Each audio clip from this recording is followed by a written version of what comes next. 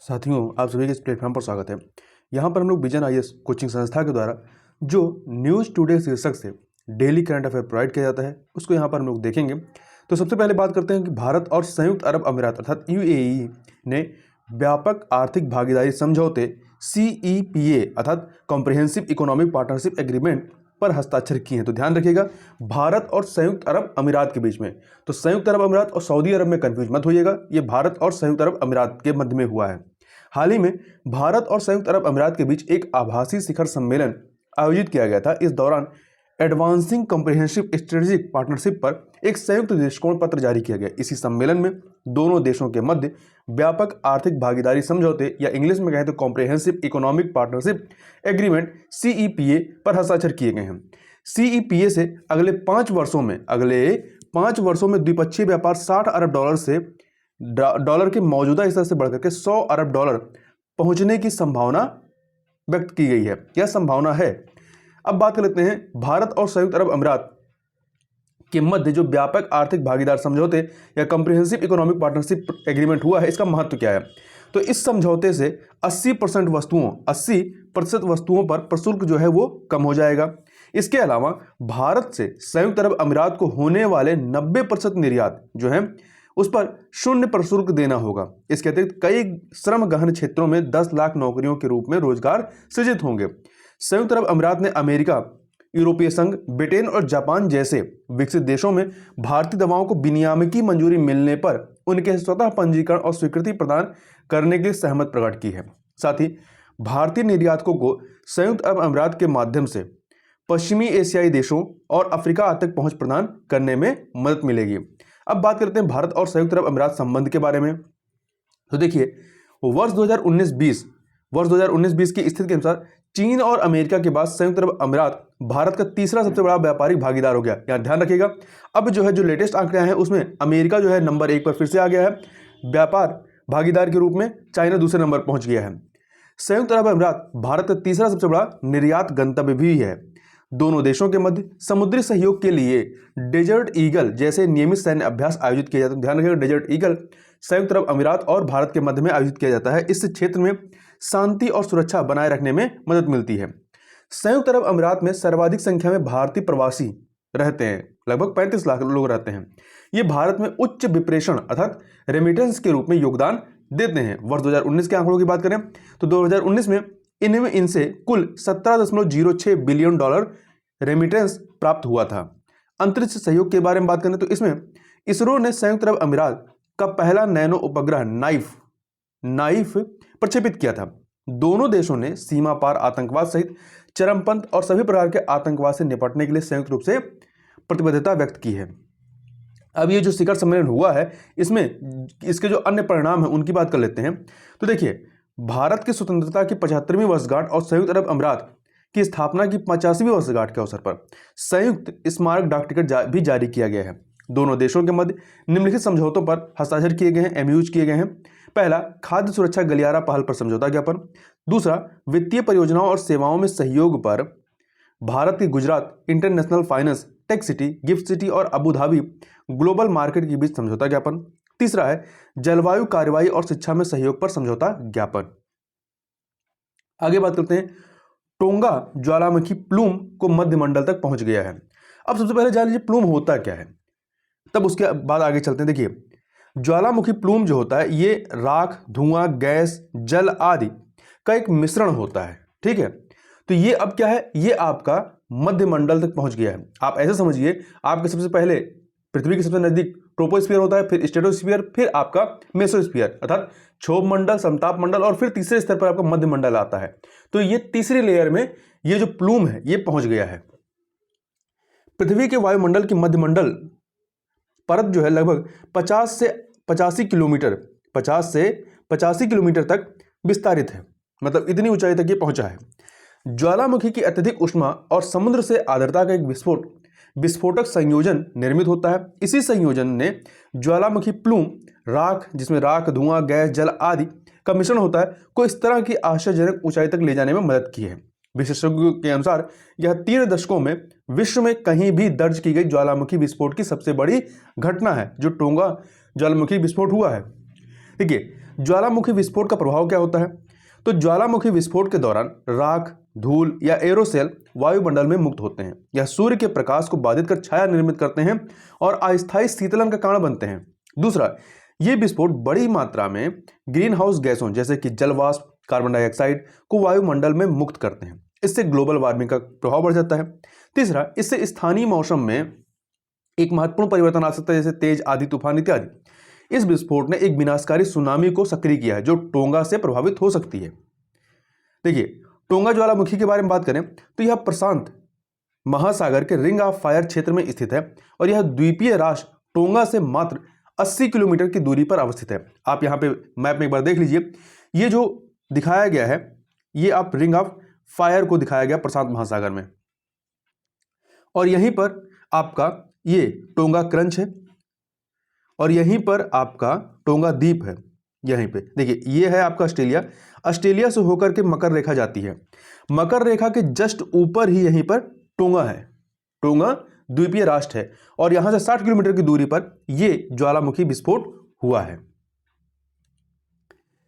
तो इसके अतिरिक्त देखिए, रिंग ऑफ फायर क्षेत्र में विवर्तनिक प्लेटें, टेक्टोनिक्स प्लेटें जो हैं वो प्रविष्ठन क्षेत्र मतलब सबडक्शन जोन बनाते हुए एक दूसरे की ओर बढ़ती हैं। इस सबडक्शन के साथ चट्टानें पिघलकर, मतलब इसमें क्या होता है, एक प्लेट दूसरी प्लेट के नीचे आ जाती है। ठीक है, तो जब एक प्लेट दूसरी प्लेट के नीचे आ जाती है तो चट्टानें पिघलकर मैग्मा बन जाती हैं और पृथ्वी की सतह पर आ जाती हैं और ये ज्वालामुखी गतिविधि का कारण बनती हैं। टोंगा के संदर्भ में विवर्तनिक प्रक्रिया के फलस्वरूप प्रशांत प्लेटें इंडो ऑस्ट्रेलियाई प्लेट और टोंगा प्लेट के नीचे खिसक गई थी। आगे चलते हैं, आगे बात करते हैं।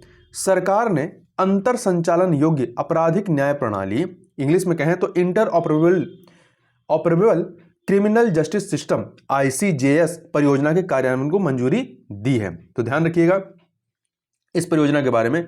तो अंतर संचालन योग्य आपराधिक न्याय प्रणाली ICJS परियोजना केंद्रीय क्षेत्र की योजना है। गृह मंत्रालय ने इस परियोजना के दूसरे चरण के कार्यान्वयन को मंजूरी दी। ध्यान रखिएगा ये किसके तहत ये परियोजना है, तो गृह मंत्रालय के तहत है। यह चरण वर्ष 2022-23 से वर्ष 2025-26 तक की अवधि हेतु लागू रखा गया है। तो किस टाइम पीरियड तक चलेगा इसको भी ध्यान रखिएगा, 2022-23 से 2025-26 तक। यह परियोजना उच्चतम न्यायालय की ई समिति की एक पहल है। यह आपराधिक न्याय प्रणाली के अलग अलग तंत्रों के बीच डेटा और सूचना के निर्बाध अंतरण को सक्षम करती है। अब यदि ई समिति की बात करें कि उच्चतम न्यायालय की ई समिति है क्या, पहले इसको देख लेते हैं। तो देखिए, ई समिति जो है ई न्यायालय परियोजना की देखरेख करने वाला एक शासी निकाय है। इसकी संकल्पना भारतीय न्यायपालिका में सूचना और संचार प्रौद्योगिकी ICT के कार्यान्वयन के लिए राष्ट्रीय नीति एवं कार्य योजना 2005 के तहत की गई है। ई न्यायालय ICT अर्थात सूचना और संचार प्रौद्योगिकी सक्षम न्यायालयों द्वारा देश की न्यायिक प्रणाली के रूपांतरण के लिए एक अखिल भारतीय परियोजना है जो ई न्यायालय है। तो इसको संचालित करने का या जो इसका शासी निकाय है वही आपकी ई समिति है।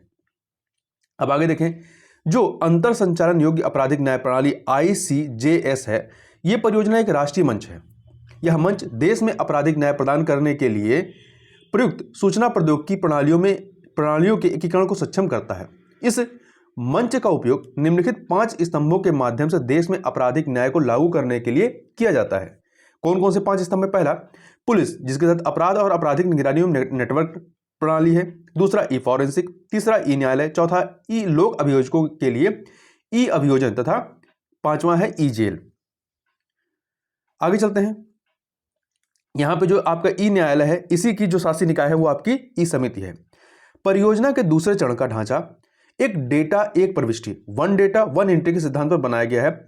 इसके तहत एक स्तंभ में केवल एक बार डेटा दर्ज किया जाता है, बाद में वह अन्य सभी स्तंभों जो 5 स्तंभ उनमें उपलब्ध होता है। प्रथम चरण के तहत क्या किया गया था? व्यक्तिगत IT प्रणालियों ICT को कार्यान्वित और स्थिर बनाया गया था। इसमें रिकॉर्ड्स की खोज को सक्षम किया गया था। राष्ट्रीय अपराध रिकॉर्ड ब्यूरो NCRB राष्ट्रीय सूचना विज्ञान केंद्र के सहयोग से परियोजना के कार्यान्वयन के लिए जिम्मेदार होगा। कौन होगा?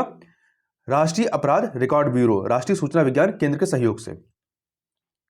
इसके लिए वह राज्यों और केंद्र शासित प्रदेशों का सहयोग भी लेगा।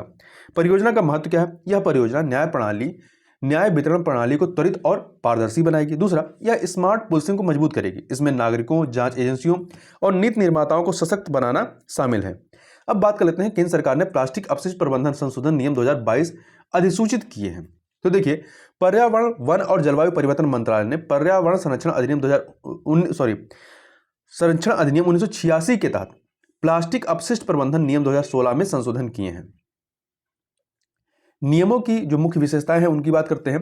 तो ये नियम प्लास्टिक पैकेजिंग के लिए विस्तारित निर्माता उत्तरदायित्व, एक्सटेंडेड प्रोड्यूसर रिस्पॉन्सिबिलिटीज, ईपीआर पर दिशा निर्देश प्रदान करते हैं। ईपीआर अर्थात विस्तारित निर्माता उत्तरदायित्व का अर्थ यह है कि उत्पाद की संपूर्ण उपयोग अवधि तक उसके पर्यावरण अनुकूल प्रबंधन की जिम्मेदारी उसके निर्माता की होगी जिसने बनाया है। दूसरा, उल्लेखनीय है कि ईपीआर अर्थात विस्तारित निर्माता उत्तरदायित्व को ई अपशिष्ट प्रबंधन और संचालन नियम 2011 के तहत एक महत्वपूर्ण प्रावधान के रूप में शामिल किया गया था।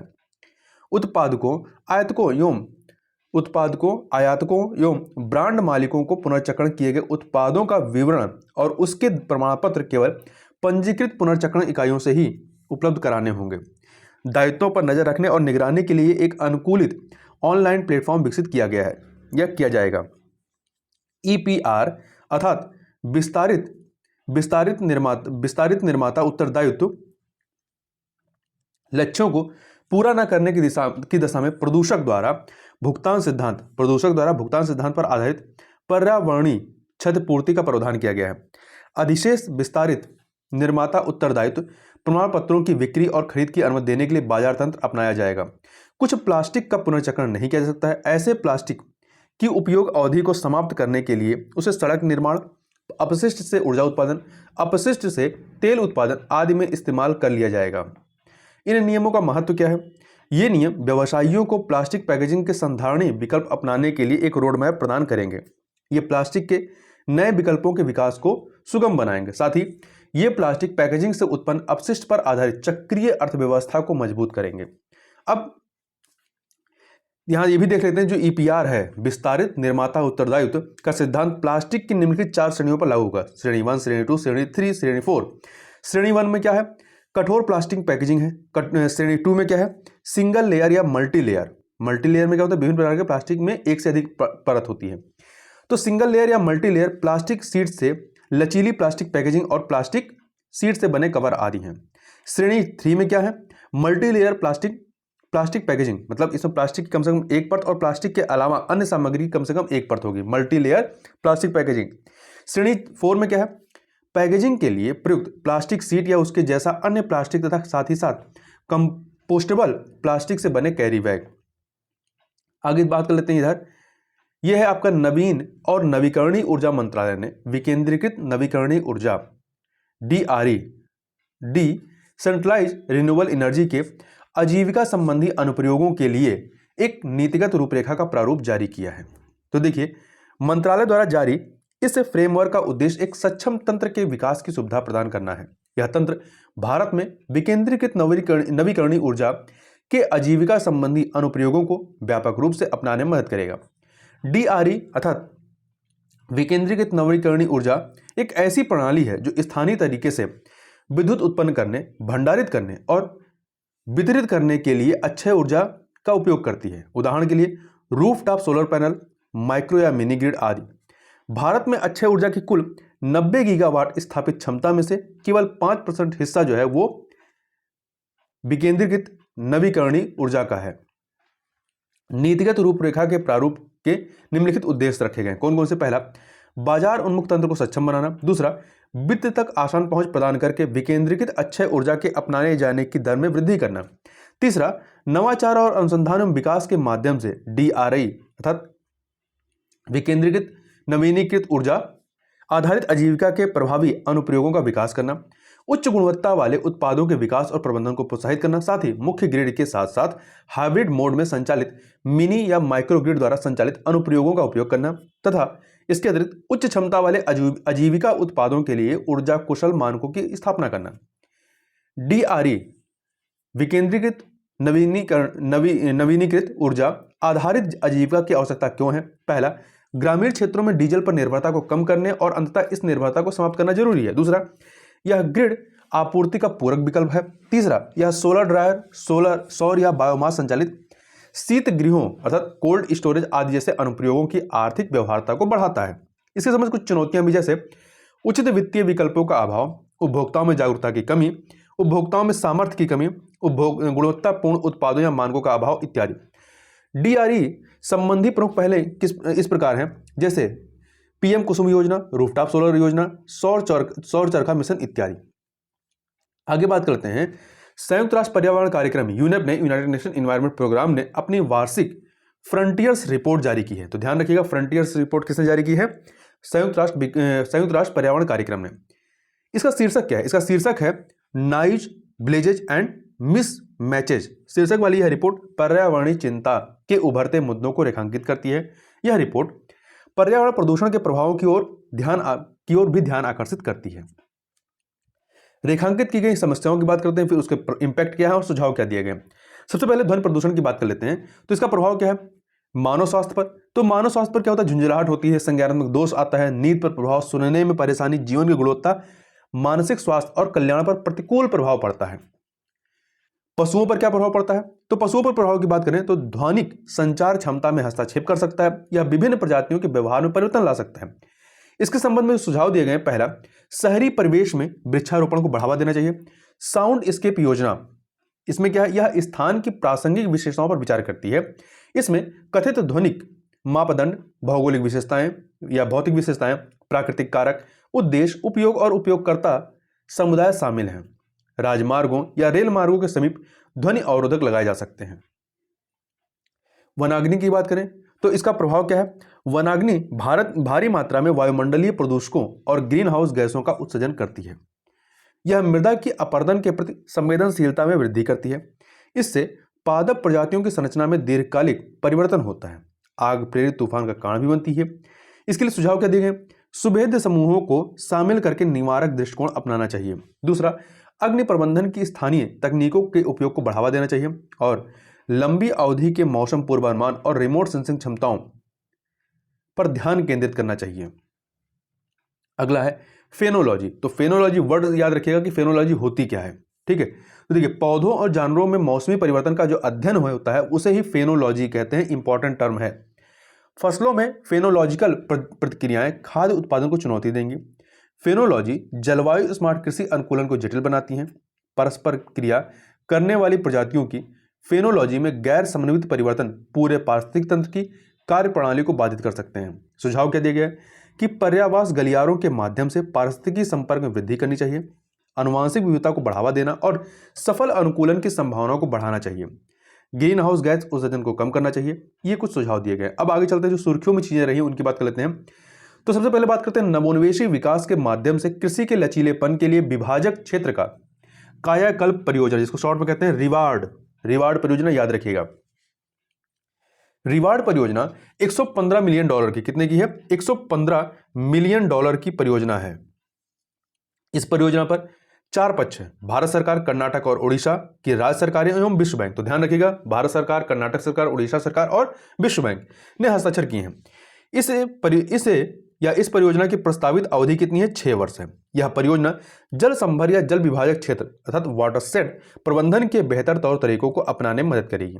साथ ही इससे जलवायु परिवर्तन के प्रति किसानों की सहनीयता को बढ़ाने में मदद मिलेगी तथा अधिक उत्पादन व बेहतर आय को भी बढ़ावा मिलेगा। जल विभाजक क्षेत्र प्रबंधन से तात्पर्य भूमि उपयोग प्रथाओं और जल प्रबंधन प्रथाओं को लागू करना है।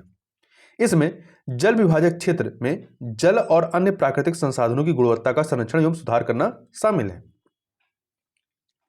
आगे बात करते हैं प्रधानमंत्री फसल बीमा योजना के बारे में।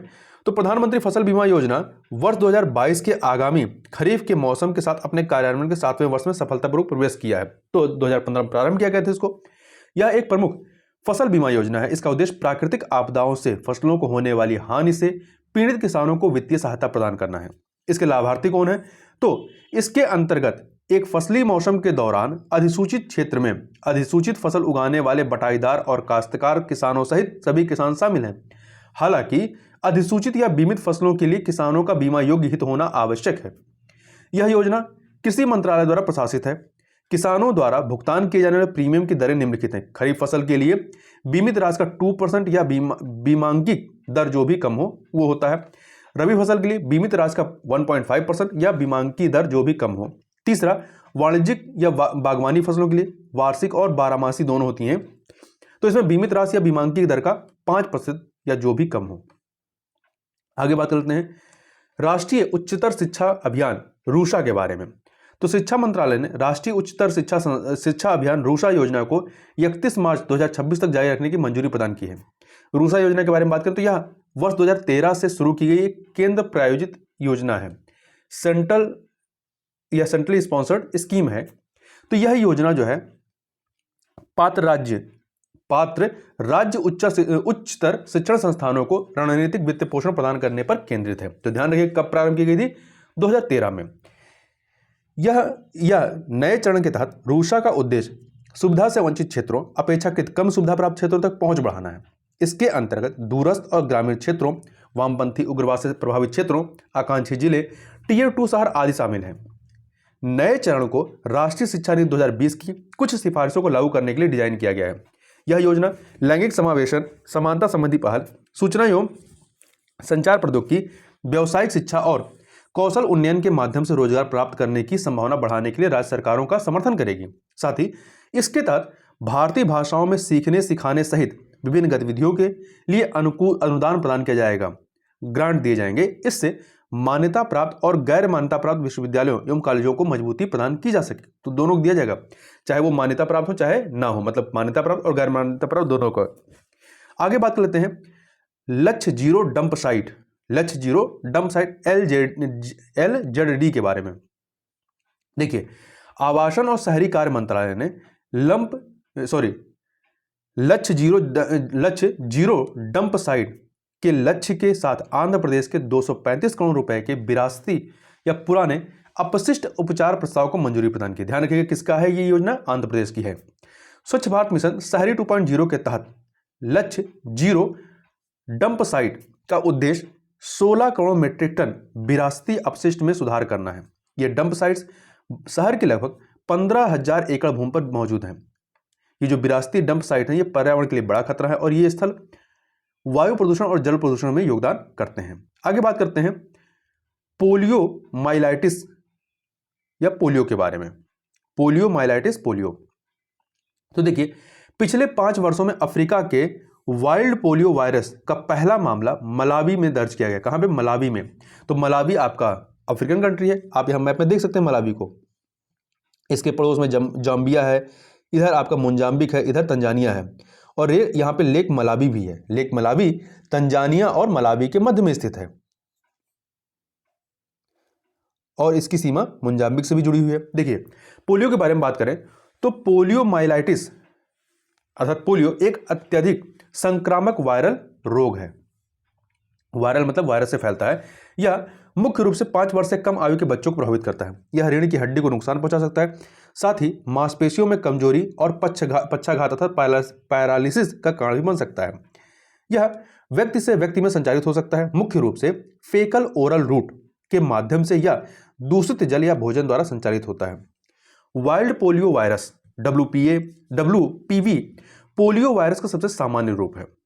जो वाइल्ड पोलियो वायरस है इसके 3 स्ट्रेन हैं, टाइप 1, टाइप 2, टाइप 3। जो टाइप 2 है, टाइप 2 स्ट्रेन का उन्मूलन वर्ष 1999 में कर दिया गया है। वहीं 2012 के बाद से टाइप 3 संक्रमण का कोई मामला सामने अभी तक नहीं आया है और वर्ष 2022 तक टाइप 1 के मामले 2 देशों पाकिस्तान और अफगानिस्तान में देखे गए हैं।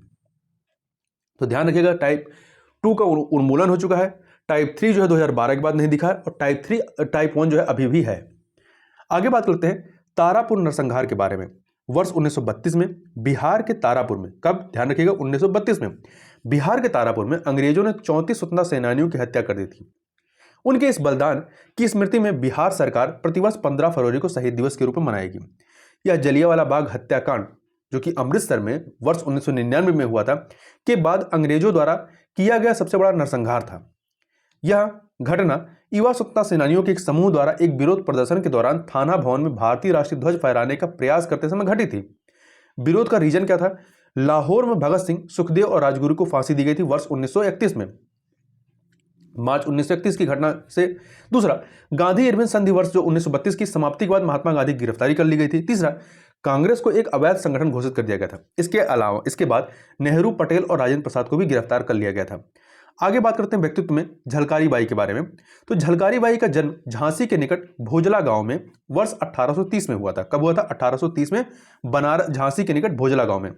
वह एक महिला सैनिक थी जो अपनी प्रतिभा के दम पर झांसी की रानी की प्रमुख सलाहकारों में से एक बन गई थी। उनके योगदान की बात करें तो झांसी के किले के संघर्ष के दौरान उन्होंने रानी लक्ष्मीबाई का वेश धारण कर लिया था।